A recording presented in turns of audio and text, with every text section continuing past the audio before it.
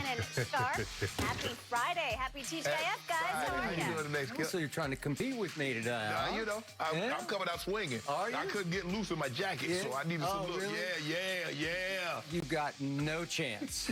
But I cannot wait to hear what you have to say about the single most intriguing regular season football game in the history of the National Football League. Yeah, when you look at those prices that the people are paying for those tickets, it's like a Super Bowl. Here we go. Upwards of $1,100, guys. One of the most expensive events in Boston sports history. Of course, everybody knows what we're talking about, unless you've been living under a rock. Tom Brady making his return to Foxborough Sunday night, facing off against his former coach, Bill Belichick, for the first time. Setting the stage, of course, for one of the most hyped-up regular season sporting events in history. Brady and Belichick, of course, won 6 titles together in New England. And you know, more history will be made. Brady now only needs 68 passing yards to pass up Drew Brees and break the NFL's career record. A lot of stuff going on here. Shannon, what's your take? Who wins and what's the score? Skip, I've been really disappointed in the Patriots. And you know, I spoke glowingly. I said, Skip, I believe they can get to 10 wins. And they still possibly could. I said, but I believe this is a playoff team. You look at what the upgrades that they've given on both sides of the football. They've upgraded the offensive line, brought Trent Brown back, go out, get Nelson Aguilar, Kendrick Bourne, Hunter Henry, John Smith. They've done a lot to add to the offense and then the defense. I've just been disappointed with this team all around. The defense hasn't been as good, nearly as good as I thought it would be, especially early on. And it's not like they've gone through murderer's row. No. And so for me, I've been very disappointed in this football team. I thought Mac would be a little better, and I think they thought he would probably be a little better. That's why they were so willing to move on from Cam Newton earlier in the preseason. I don't care what anybody says. I still believe that Cam Newton would be at least 2-1 had he played these 3 ball games. But that's neither here nor there. Skip, when I went to bed last night, I said, you know what? I think the Bucs are going to blow them out, and I still do. But I'm going to give them 7 more points. I believe the final score will be 34-17. The Tampa Bay Buccaneers. It's only the 3rd time in the last 18 years in which the Patriots have been a 7-point or more underdog. That just lets you know, Skip, how far they've fallen in a very short amount of time. Tom Brady, look, Skip, and I heard Tom Brady's little press conference yesterday and how it was handled perfectly. I don't think anybody getting into a divorce with the anticipating of getting to a marriage with the anticipation of getting divorced. And it was handled amicably. How you break up? We've been together all this time, and you talking about it's amicable. It's not. It's not. Tom Brady wants to hang $50. Let me take that back. He want to get 100 because all the frustration he had. He has a very implosive personality. He bottled this thing up for 20 years. He did. He was seething all along. It was a teapot. You know, once he get a certain point. Yep, I agree. And that's Tom Brady. And Sunday, I think the game what 8:20, probably about 8:45, 9 o'clock. Everything over. It'd be time to get a benediction. Now, the game is going to go a little longer than that. But for all intents and purposes, Skip, I believe it'll be over. Tom Brady and the Bucs are coming in. As a matter of fact, if I'm not mistaken, I was reading somewhere it's going to be Bruce Arians' birthday also. So he gets a birthday party. Tom Brady gets his revenge party. Everybody goes home happy except the Patriots and their fans. I got it 34-17. I think the Buccaneers do a whitewashing. So by your definition, that's a blowout. Yes, correct? yes, that's what I believe it'll be. 34-17 says the Hall of Famer Shannon Sharp. Yes. So I present you once again the opportunity to buy your way out of the bet that you made with me. Would you like to buy out of, because we have effectively 4 cases bet on this game. Yeah. I will let you out from under that foolish bet that you made for 2 cases right here, right now. It wasn't foolish at the beginning of the season because you and I both thought the Patriots were going to be better than this. I thought they could win 10, and now what are they going to have to do? Go like 9-5 to get to 10 wins, right? Okay, I'll do it. You'll take it? Yep. Thank you. Shannon Sharp says, bet is off, but you do owe me 2 cases. I owe you 2 cases. Okay. Now, my turn. I am very happy you just bought your way out of this bet because I don't love what Tom Brady is about to be up against in Foxborough. He's going back, quote unquote, home. And I believe he's going to have a long, hard night. I think this is going to be a much closer game than you think. I'm still going to pick the Buccaneers to win this game. But I think it's going to be a battle down to the wire. I got it 28-24 because I think that Tom Brady's emotions are going to be scattered all over the town of Foxborough going into this game. I think that he wants to win this game even worse than he's wanted to win his Super Bowls that he won or lost.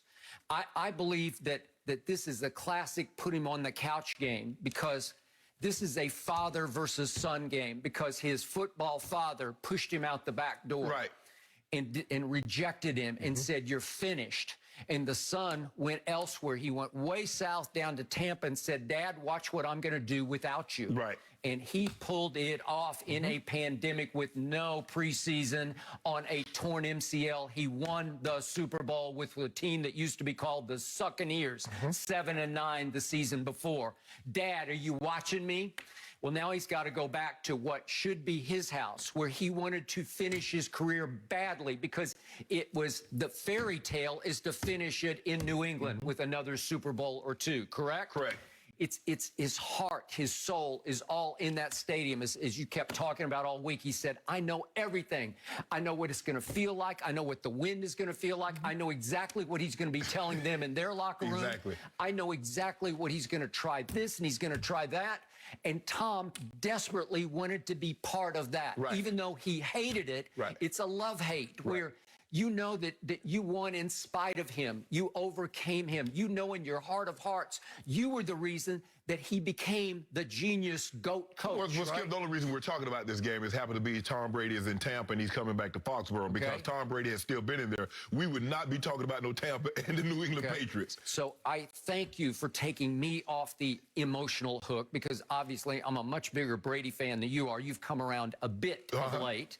But I have been all about Brady from the start, because I believe in him as the GOAT quarterback and the ultimate leader/winner. Well, you believe he's the most responsible for what transpired in New England over those 20 years. Yeah, I've upped it to 75% of the credit.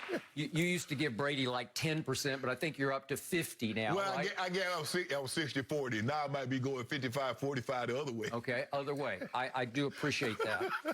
But the point is that I believe that Tom Brady wants this so badly that he will try too hard. And when I watched that interview yesterday, it shook me up a little bit, because that didn't feel Brady-esque to me. Usually, he's completely in charge of his interviews. Usually, he has a certain piece about him going into a Super Bowl game where there's no way he looks rattled or shaken or over-emotional or overhyped. And I'm watching him yesterday, and he's even losing his voice. Now, he says this has happened to him a few times before, but if we could just see a snippet of what he looked and sounded like yesterday. I have nothing but incredible thoughts, memories, emotions towards all the kind of football experiences I've had, and that's obviously one that was the longest. And I still have a lot of great friends there, but they know I want to kick their butt this week, so they'll know exactly how I'm feeling once I'm out there. Raspy. At first I thought, oh God, does he have a sore throat? But he says it's not really a sore throat. Said he's had this before other games. He may have been yelling so hard at practice. As you know, he goes after his offensive linemen and his receivers. This game might have a little bit more meaning than the other ones. Right? To the point he's losing his voice. So to me, now we come down to the chess match. This will be the ultimate chess match. Yes. And the problem that Brady knows that he's facing is, as you keep pointing out, his defense ain't his defense of last year. Right. I don't think JPP is going to be able to play. He hasn't practiced. He's got a bum shoulder. I don't know the extent of it, but it sounds almost certainly he will not play. Right. I told you going into the Rams game, it's a huge loss. To me, he's the single most valuable player on the defense. And if you take him away from Shaq Barrett, you negate Shaq Barrett, because they can chip him or double him and just take him out of the game. Was he not quiet against the Rams? Very. We just didn't hear much about him. And then all of a sudden, Jamel Dean, who's average at best, I'll give him, he was the starter and they won the Super Bowl with him, so I got to give him average. But he has not played well this year, and he hurt his knee and was gone for 3 quarters of the Rams game. Well, he tried to practice on a limited basis. Is he going to play limited? He's average limited? You're kidding me. And that brings back into the equation the immortal D. Delaney. I'm sorry to keep bringing his name up, but undrafted out of the Citadel, bounced around 5 different teams, rose up from the practice squad, and there he was playing a prominent role in the Rams game against a very high-powered offense at SoFi Stadium. But here's the question, Skip. Although the Tampa Bay Buccaneers is not what we remember them in the Super Bowl and the 5 or 6 games leading up to the Super Bowl, does the Patriots offense have the potential or the firepower to take advantage of what we seem to think is a banged up, not as good as we previously thought Tampa Bay Buccaneer defense? Do we believe that? Are the Patriots good enough to take advantage like